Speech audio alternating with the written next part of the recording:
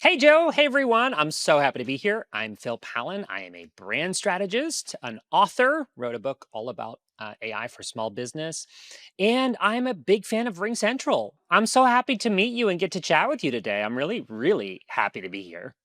Likewise, I would love to just jump right in. We have a lot of great topics to cover, and if that sounds good to you, let's go. Let's do it, baby. Let's do it. Let's jump in. Awesome. Awesome. So, we're going to talk about two things that are very near and dear to both our hearts, I believe, AI and small businesses. And I think we know that AI is critical for small business Mhm. success, but adoption is still lagging for some small businesses. What do you think are the primary barriers to small businesses adopting AI today?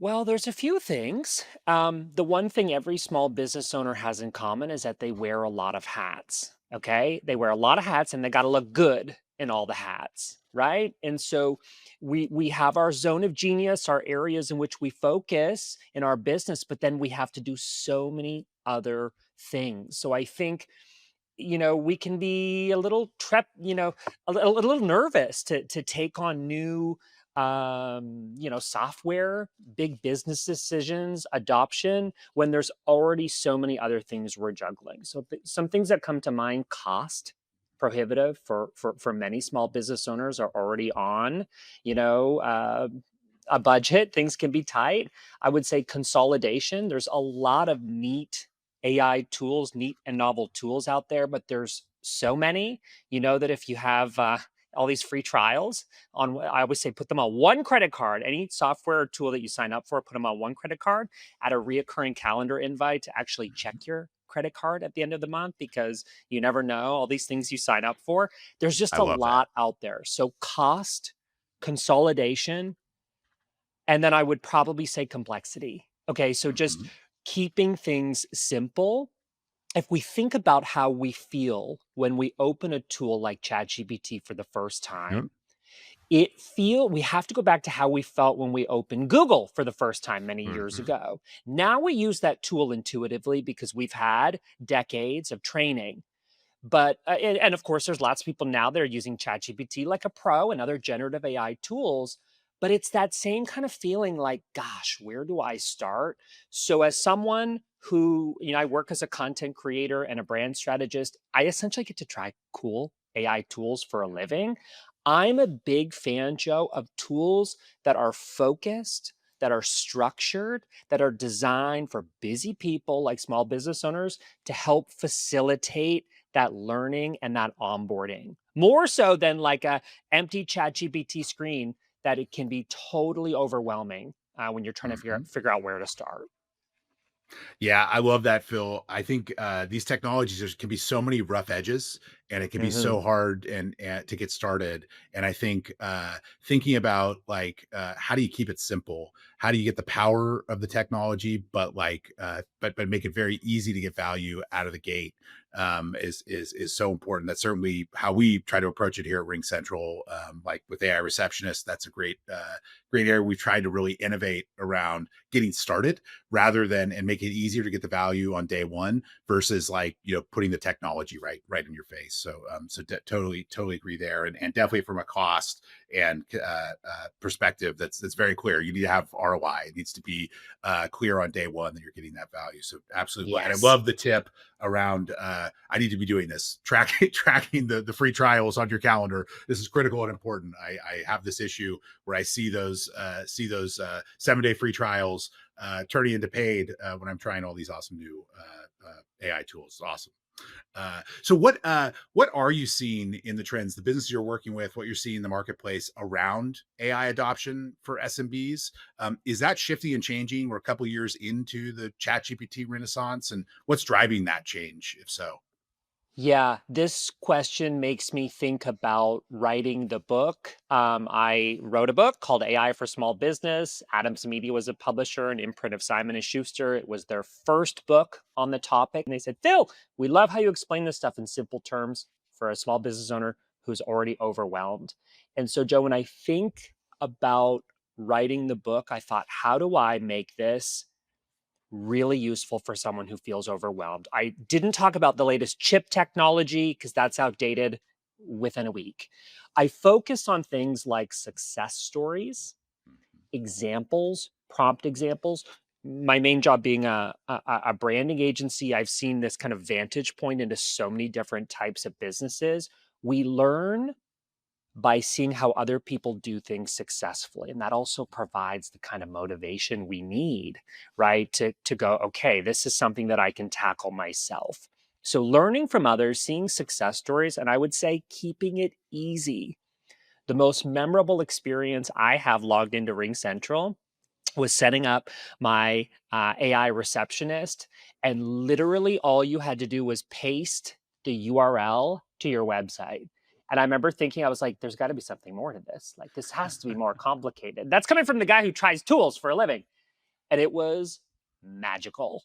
It like populated all the info I had already on my website, literally put the link, click the button, and the AI assistant was already trained on my entire business, right? And I had an about page, I have a services page, I have a Mhm. contact page and some blog posts.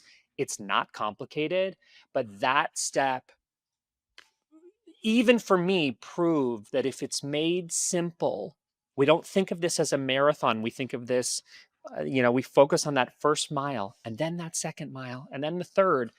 By making it bite sized like this and making it easy, removing that friction, that's how people are able to onboard this, I would say. Yeah. Awesome. I love that. And, just music to my ears to hear about your first experience with AI receptionist. Absolutely what we built the product for, to make He it didn't pay easy. me to And say that, by the way. That's how I really no, that's how I really feel. I have no shame in saying how I really feel, and same thing, if there's a tool that I try that I'm not a fan of, I have no problem saying that, but when I try something that I really like and that I think is useful for people, I also say that. I think it's important. That's awesome. Thank you very much for that, Phil. We really appreciate it.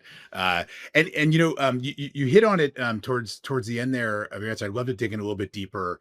A- AI is essential. We've covered that. But and you talked about all the tools. You more than most people are in the mix, trying everything. Um, what are the tricks as someone who has like been in the mix around everything? What are the tricks for cutting through the noise and finding the stuff that's going to have a real impact? How do you get started? Remember that while it's overwhelming, even for someone like me that does this for a living, AI is not the thing. It's a tool to accomplish the thing. So I'll explain, every small business owner should be laser focused on where they make high impact in their business. So as a small business owner, I track my time every working minute. Okay.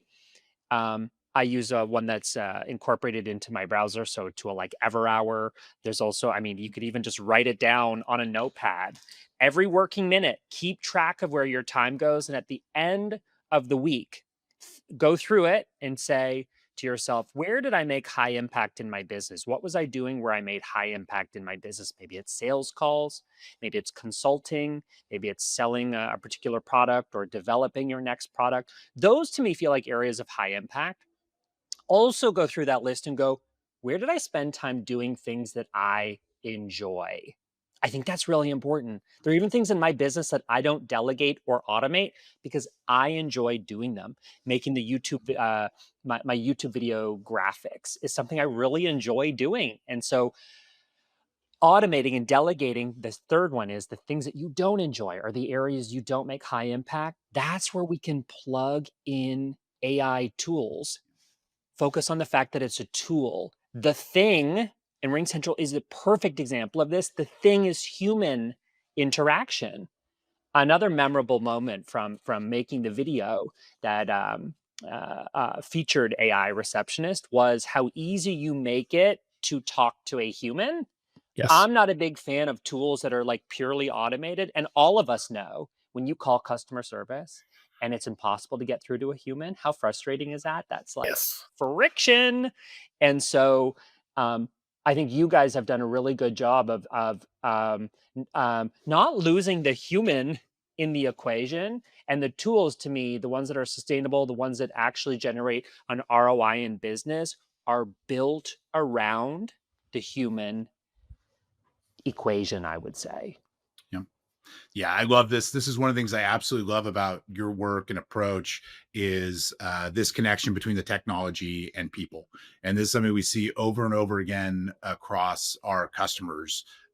Is that it's not about replacing the work of a human; it's about elevating the work of a human and allowing small businesses to elevate that engagement with a customer. And you know your point of view around automating the things you don't love doing and giving you more time to do the things you're doing is just so important and critical. So well, this has been awesome, Phil. Really grateful for your time and love this discussion. Thanks for making AI so tangible, practical for everybody here. Before we go, can you let us know where we can follow you and learn more about your work?